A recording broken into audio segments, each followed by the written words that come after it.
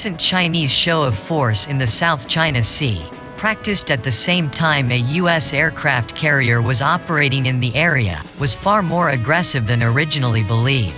8 Chinese Air Force bombers flying near the USS Theodore Roosevelt weren't just responding to the carrier's presence in China's backyard, they were actually rehearsing an attack on the carrier task force. The incident took place on January 23, 3 days after President Joe Biden's inauguration. The USS Theodore Roosevelt Carrier Strike Group entered the South China Sea through the Bashi Strait, sailing between Taiwan and the Philippines.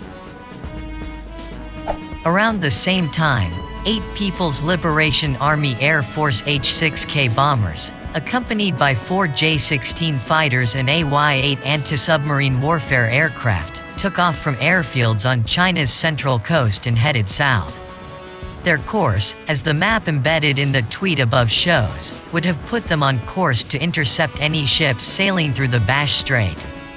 When Popular Mechanics covered the incident last week, we pointed out the H-6 bombers can carry up to 6 land attack cruise missiles each. The 13 Chinese military aircraft involved in the incident represent an anti-carrier strike package.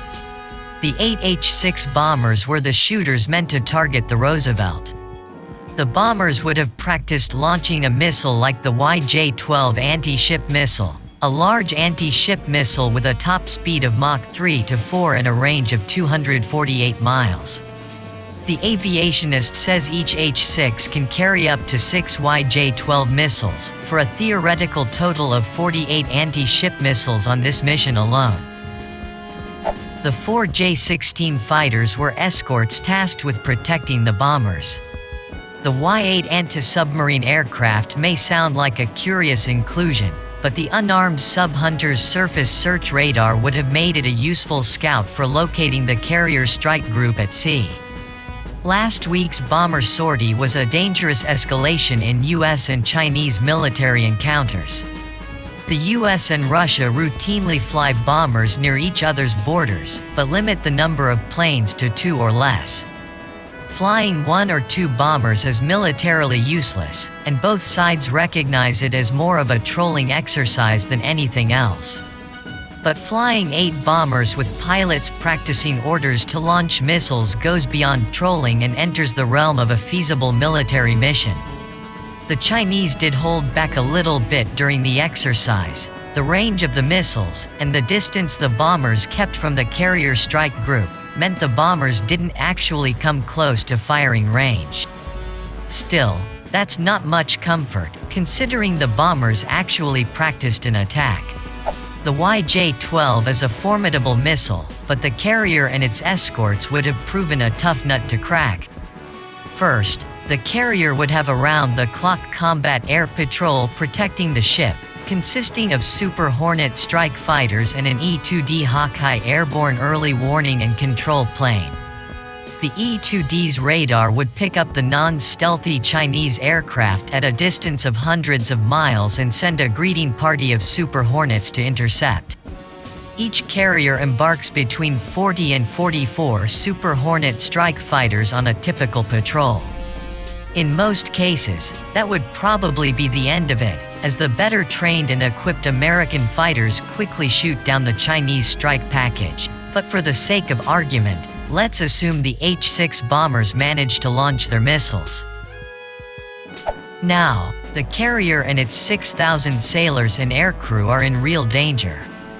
The YJ-12 is reportedly a sea-skimming missile, meaning it flies close to the surface of the ocean in order to evade radar. A radar can only see line of sight, and the curvature of Earth limits a ground-based radar's ability to detect low-flying targets.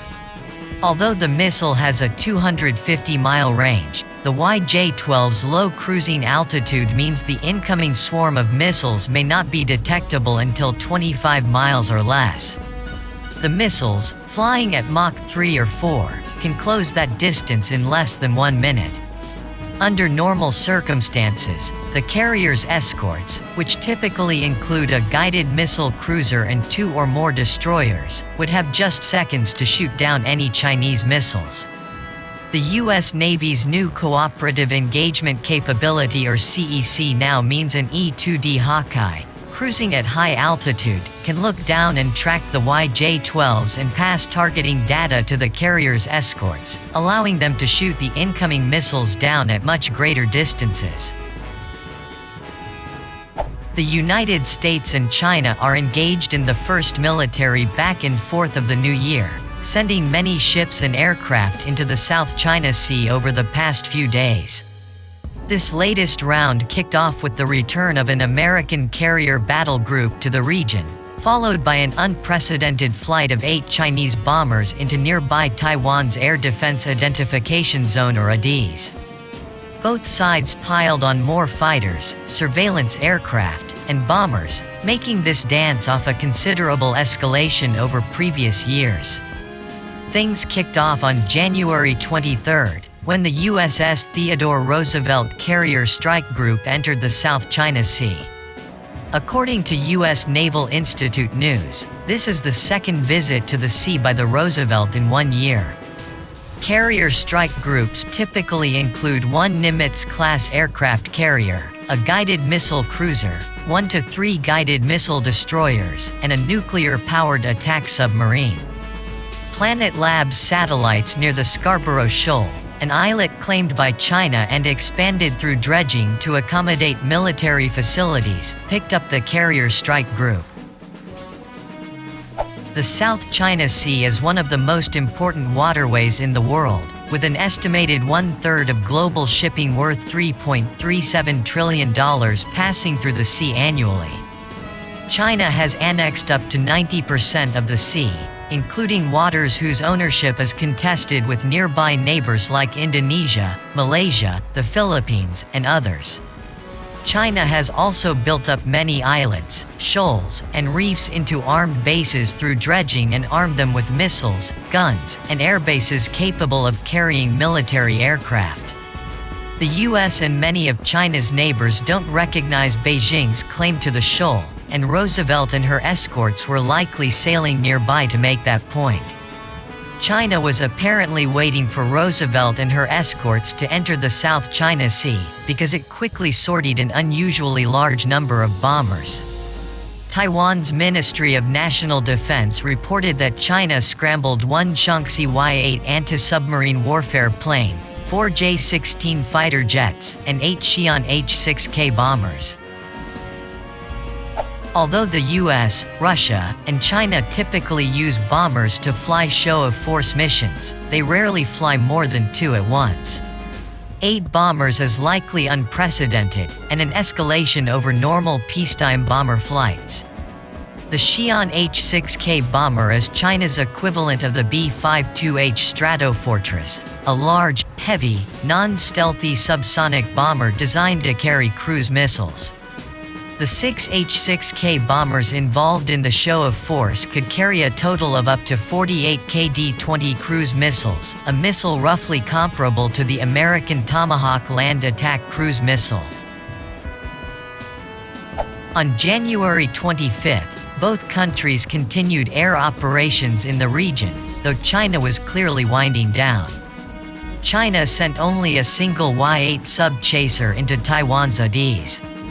On the American side of the ledger, 2 B-52H Stratofortress bombers, likely flying from Andersen Air Base on the U.S. territory of Guam, flew into the South China Sea.